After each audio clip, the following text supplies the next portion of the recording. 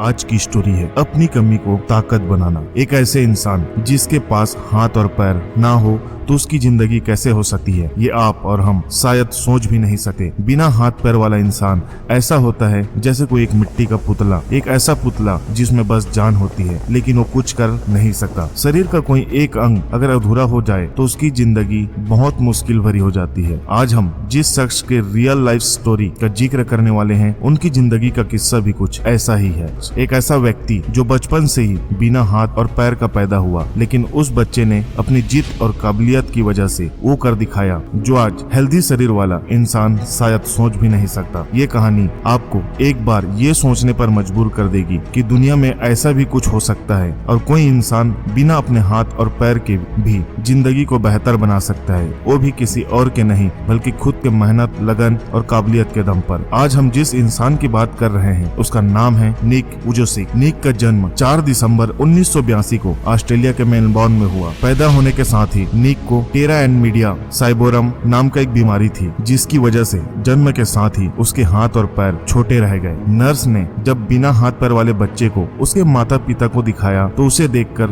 डर गए। वे सोचने लगे ऐसे बच्चे का भविष्य में क्या होगा, बिना हाथ पैर वाला बच्चा जिंदगी में क्या कर पाएगा। उन्होंने उस सच्चाई को अपनाया और अपने बेटे को वो सारी सुविधाएं दी जो एक नॉर्मल बच्चे को मिलता है। निक को बड़ा करना उनके माँ के लिए काफी कठिन रहा। निक को और बाकी बच्चों की तरह एक नॉर्मल स्कूल भेजा गया। निक अपने पैरों की मदद से लिख लेते थे और अपनी किताबों के पन्ने भी पलट लिया करता था। स्कूल में दूसरे बच्चे उनके मजाक उड़ाया करते थे, उनके हाथ पैर को लेकर उन पर रमाम बनाया करते थे। निक इस बात से बहुत परेशान रहने लगा और एक दिन उन्होंने सुसाइड करने का मन बना लिया और पानी से भरे एक टैंक में घुस गए, लेकिन उसकी माँ ने देख लिया और उसे बचा लिया। उस वक्त निक का उम्र 10 साल था। उस इंसिडेंट के बाद निक के माता पिता को उनकी बहुत चिंता होने लगी। उन्होंने निक को प्रोत्साहन कर सिखाया कि किस तरह जिंदगी को जिया जाता है। 17 साल के उम्र में ही उन्होंने चर्च में मोटिवेशन स्पीच देना शुरू कर दिया। शुरुआत में वो स्कूल के बच्चों और युवाओं को भाषण दिया करते थे। निक शुरुआत से ही ईश्वर पर बहुत विश्वास रखते थे और उनका मानना था कि उनका यहाँ जीवन ऊपर वाले का दिया एक बेहतरीन तोहफा है और इस जीवन को ऐसे कामों में लगाया जाए जिससे